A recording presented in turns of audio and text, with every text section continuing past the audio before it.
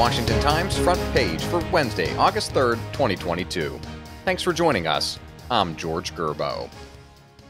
House Speaker Nancy Pelosi touched down in Taiwan, capping weeks of intense speculation surrounding her expected stopover, despite warnings from China against the trip. Pelosi arrived in Taipei shortly before 11 p.m. local time, Joseph Clark reports. The speaker is leading a delegation with 5 other House Democrats through Asia. Members of the delegation said in a joint statement that the visit honors America's unwavering commitment to supporting Taiwan's vibrant democracy. She's the highest-ranking U.S. official to visit the self-governing island just more than 100 miles off of mainland China since former House Speaker Newt Gingrich in the 1990s. China claims Taiwan as its own territory. The Taiwanese government in Taipei formally calls itself the Republic of China. A deal for a long-sought natural gas pipeline through West Virginia is just one provision that Senator Joe Manchin secured in exchange for his support of Democrats' broader tax and climate spending bill. Manchin has insisted on streamlining the review and permit process for energy projects of all forms, including the Mountain Valley Pipeline in his home state. Ramsey Touchberry reports that helped earn his support for the Inflation Reduction Act, which fellow Senate Democrats hope to pass along party lines as early as this week. Manchin then says the Senate would move to approve a streamlining of federal permitting for energy projects by the end of September. Republicans don't trust Democrats to keep that bargain, however. They hope to force a test vote this week to show Democrats aren't serious about speeding up domestic energy projects.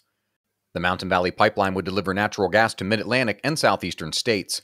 The $6 billion project is near completion, but has been stalled for years because of environmental litigation.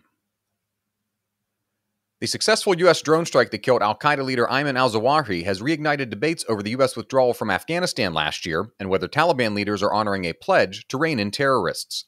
White House correspondent Jeff Murdoch reports President Biden and administration officials say the death of one of the world's most wanted terrorists underscores the withdrawal's success. They say that despite widespread skepticism, U.S. intelligence operatives were able to track and take out al-Zawahiri without any American troops on the ground. Critics, including some Republican lawmakers, said al-Zawahiri's ability to set up operations and evade capture for so long in Afghanistan highlight fears that the nation is re-emerging as a haven for terrorist groups. Senate Minority Leader Mitch McConnell said Biden deserves credit for approving the mission, but that al-Zawahiri's return to a safe house in the capital of Kabul further indicates that Afghanistan is becoming a major thicket of terrorist activity. You can read all of these stories at WashingtonTimes.com/front page. You can also find the entire lineup of news, commentary, and sports podcasts that we offer at WashingtonTimes.com/podcasts. Dave Boyer reports that Democrats on the campaign trail are increasingly turning down opportunities to appear with President Biden when he visits their states. On a presidential trip to Ohio in mid-July, Congressman Tim Ryan, the Democratic nominee for Senate, didn't appear with Biden, citing a scheduling conflict. In Georgia, Democratic Senator Raphael Warnock is distancing himself from the president in his bid for a full term against Republican rival Herschel Walker. And in Oregon, Democratic House candidate Andrea Salinas recently told supporters the president's low job approval ratings are making her race more difficult in a district that's been rated as 54% Democratic. And finally, culture reporter Sean Salide looks into the rise of Christian nationalism.